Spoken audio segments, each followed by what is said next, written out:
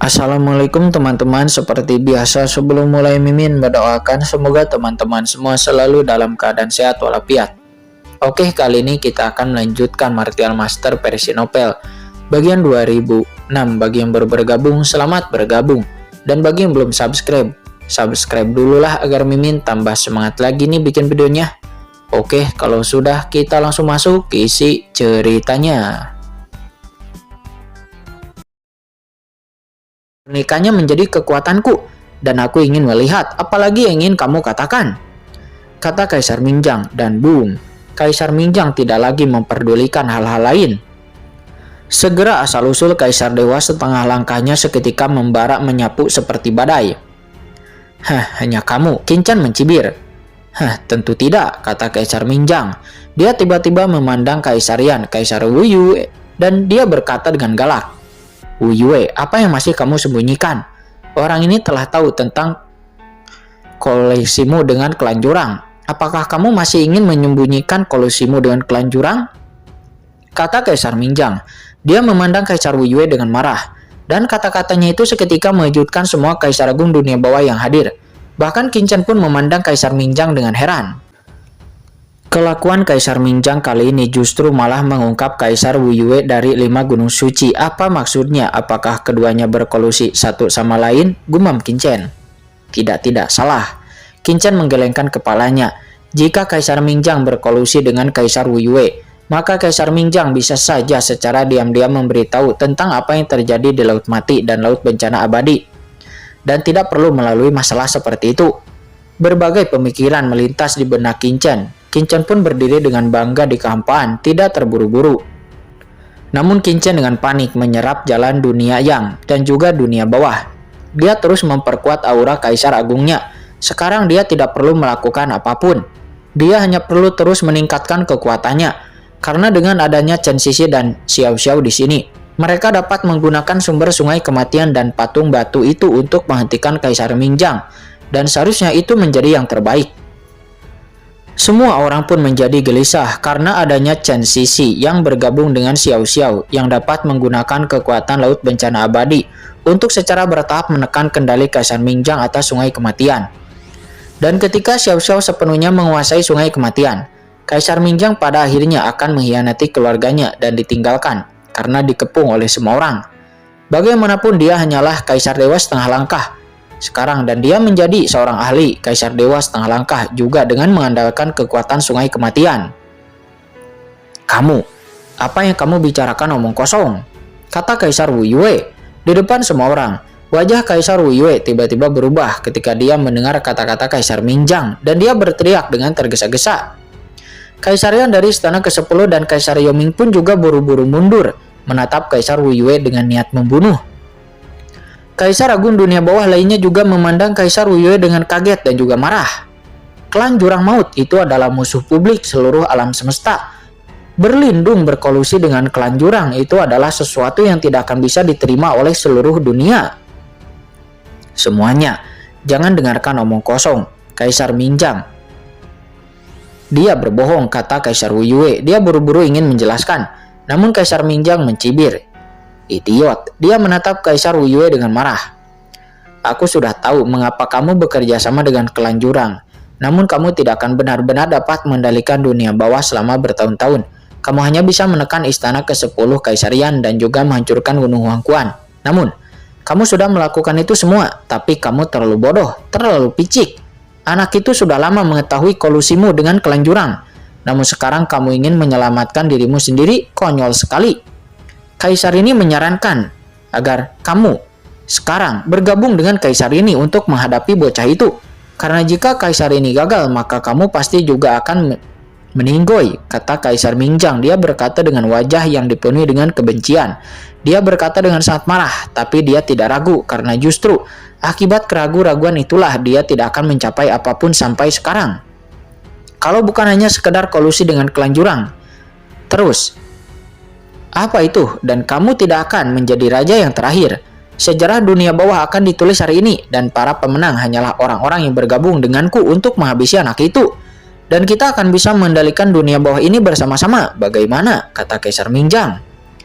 Mendengar itu, Kaisar Weiwei terkejut dan marah, dan dia tidak pernah menyangka Kaisar Mingjang akan mengungkapkan hal ini saat ini. Apakah dia masih ragu-ragu? Kaisar Mingjang memandang Kaisar Weiwei dengan marah. Apakah kamu hanya akan menunggu sampai anak itu sepenuhnya mengendalikan sungai kematian? Sebelum mengambil tindakan, jangan lupa bahwa segala sesuatu di Gunung Hunyue dirancang oleh anak itu, dan anak itu bahkan tahu segalanya yang ada di balik Gunung Hunyue-mu. Jika dia secara paksa membersihkan reruntuhan Gunung Hunyue-mu di hadapan publik, maka kamu harus tahu konsekuensinya. Lebih tepatnya, wanita di sebelah anak itu, dia adalah keturunan dari Permaisuri Mingyue. Dan alasan mengapa Permaisuri Mingyue dibawa ke dalam klan jurang dan terjebak itu juga adalah karena dirimu. Apakah kamu pikir orang ini akan memaafkanmu?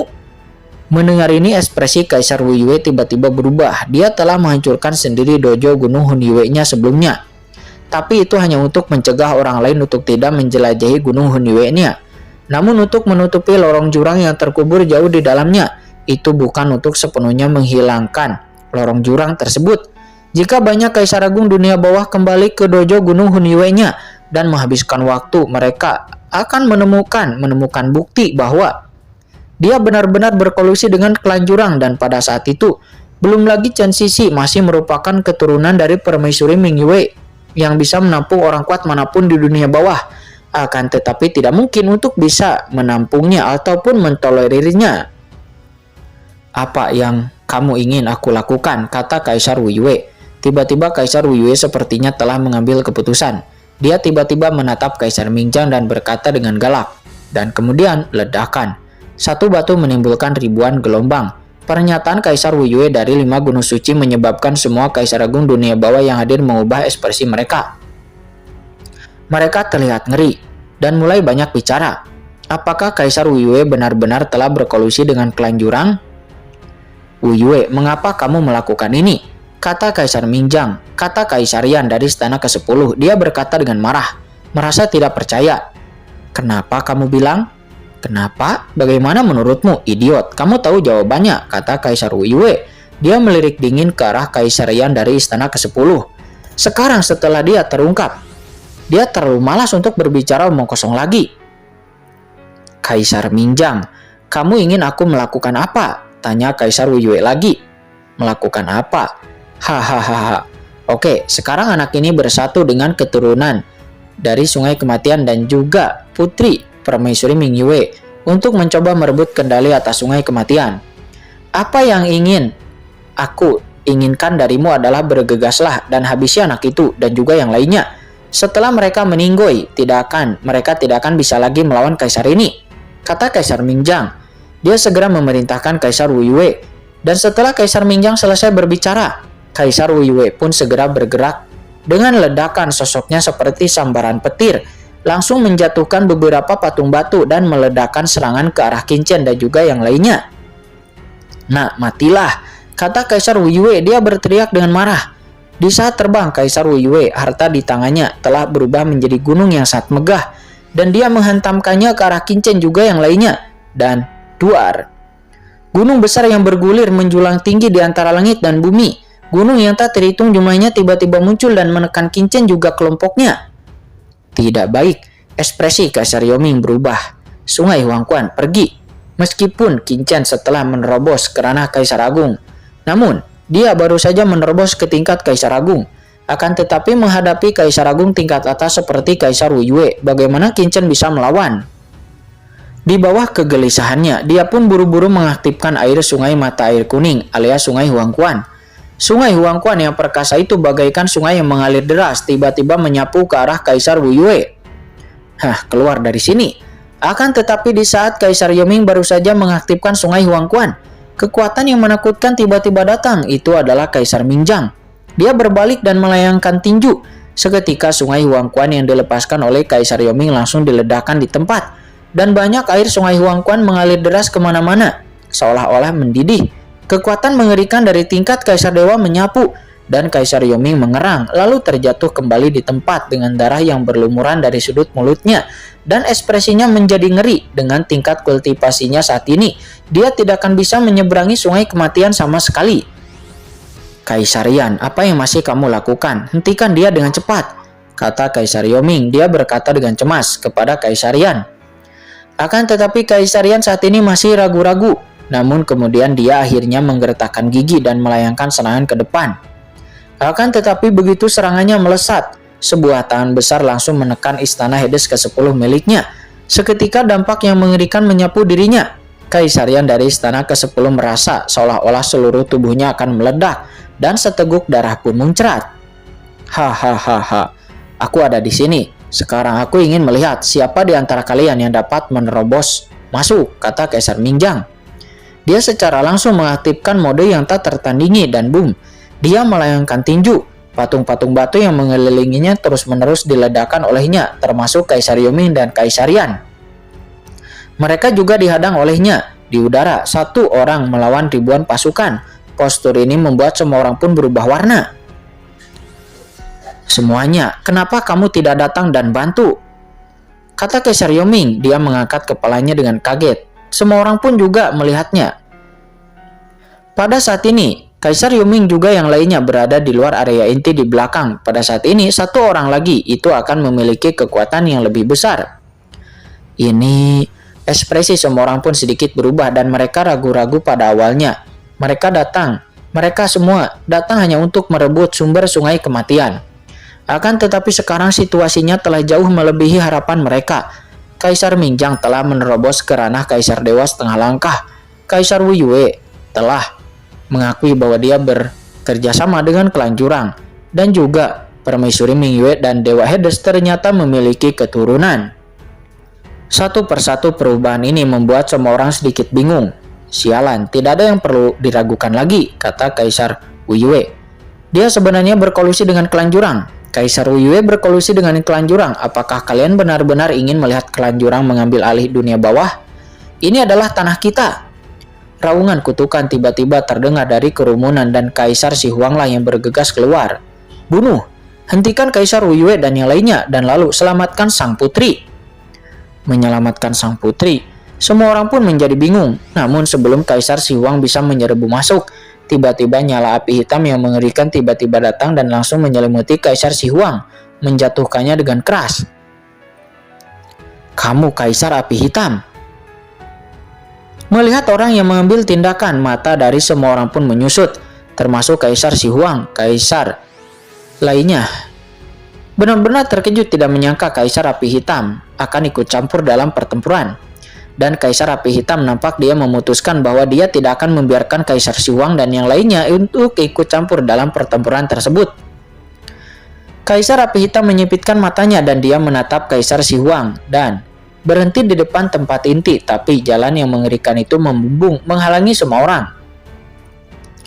Kaisar Api Hitam, kamu berani menghentikanku? Aku mengerti, kamu adalah antek-anteknya Kaisar Wu Yue, kata Kaisar Si Huang. Dia memandang Kaisar Api Hitam dengan kaget dan juga marah. Jadi, kamu sudah tahu tentang kolusi Kaisar Wu Yue dan klan Jurang. Kalau begitu, bunuh, kata Kaisar Si Huang. Dia sangat marah. Dia berubah menjadi batu besar dan membantingnya ke arah Kaisar Api Hitam. Kaisar Api Hitam mencibir. Status Kaisar Si Huang memang memiliki status yang lebih tinggi darinya, akan tetapi kultivasinya hanya berada di rata-rata.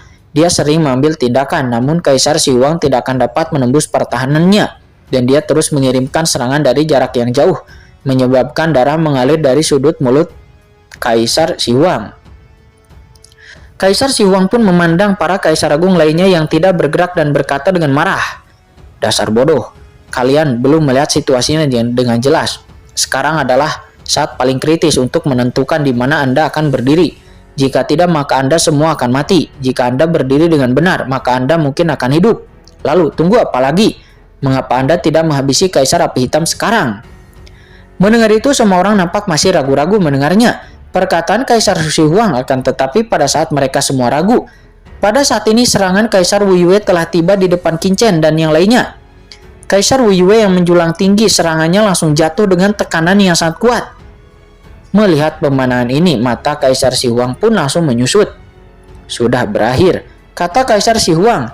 Dirinya sangat terkejut, karena menurutnya dengan tingkat kultivasi Qin saat ini, bagaimana dia bisa menjadi lawan dari Kaisar Wu Yue? Karena tidak peduli betapa hebatnya Qin dan yang lainnya, mereka tetap baru saja menerobos ranah Kaisar Agung.